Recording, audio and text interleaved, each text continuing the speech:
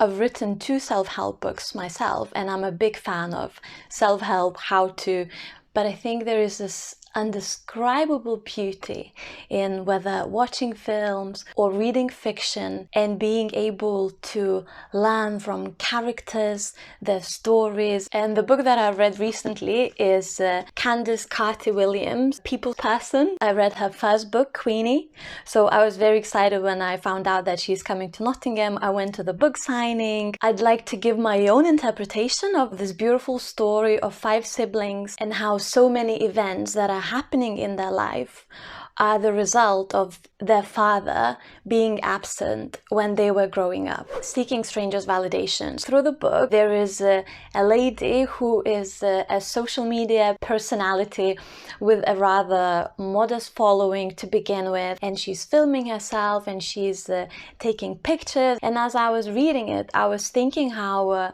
a lot of the girls that we may see on social media selling protein powder or whatever else you may think in these very revealing photos, which, don't get me wrong, you know, this is your body, you can put any photos you want, I'm not here to judge you.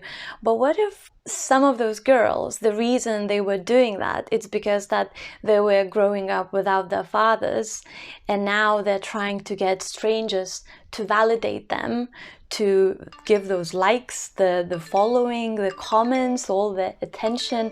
And this is kind of a substitute for that love that they didn't get when they were growing up. If you grew up without a father, you may also be doing something like trying to avoid your parents' mistakes at all costs.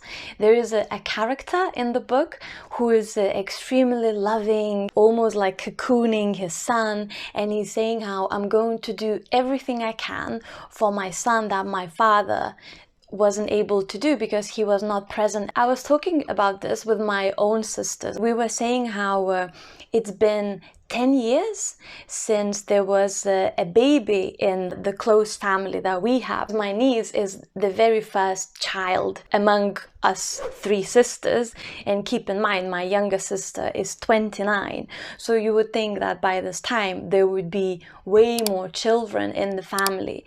But maybe the reason there are not so many is because that we were trying to be so careful picking a partner or making those life-changing decisions as having a child, because we were so careful trying not to repeat those mistakes that we saw our parents make. And not to spoil the content of the book, but the characters, they did all right and they made reasonably okay decisions. So I think even if you come from a very turbulent environment, I think it's important to remind yourself that yes, these things happen, but it doesn't mean that the history has to repeat itself. You may be disliking women if you grew up in a household with no father. There is a dynamic between certain characters in the book where there is some sort of almost hatred and female jealousy and all these things. And maybe if you grew up in a household where you saw maybe your dad cheating on your mom, as the time went by, you could have developed almost hatred towards women, because you would think when you were growing up, why were these women doing this? Why were they hanging around my dad when they knew that he's married, when they knew that he has children already? Why are they being so mean?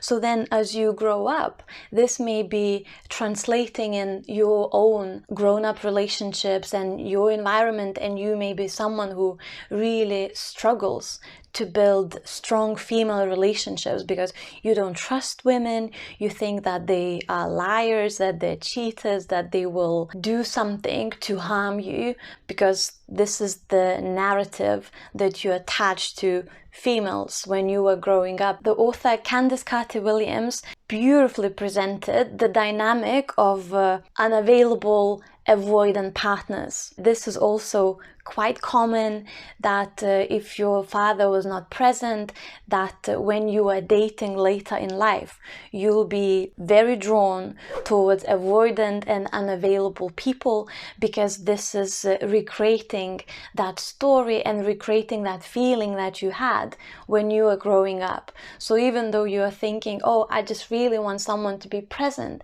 and I want someone to love me, but subconsciously you can only recognize people that are being abusive to you, that are being avoidant, that are being distant, and maybe someone who is very invested in you, it's even repulsing you because you just think, oh, I don't understand this and this is needy. And one of the characters in the book, you can see her journey through that, and the boyfriend that she picked, and how choosing this man almost destroyed her life. But then with the help of siblings, she was able to kind of fix it, if you can say that. Another thing that I picked up from this beautiful book is that if you come from a household where your dad was not present, you may be an overachiever. You are trying to overcompensate your worth, and you even understand that as your ability to be loved, just because you have achieved XYZ. So then you think, once I achieve this, I'm going to feel this way, which under all of that is just, I'll be loved. So you can see that very often in celebrities, people that have built maybe amazing businesses, they're chasing something and there is no end to that. They're never satisfied, because what they're really trying to achieve is gain the self-worth. Once I make a certain amount of money, once I have whatever followers or have a Nobel Prize, then I will feel good, and that will mean that my dad will love me. You growing up without a father may also mean that you are anxious in relationships, whether you are trying to avoid commitment, whether you think, oh, commitment is all I want and relationship is all I want to, and that's going to solve all the other problems that you are going through. Something I talk about in this video. Please leave in the comments your book recommendation. Like this video if you love learning about yourself by reading fiction. Subscribe for more and hit notifications. Thank you so much for watching.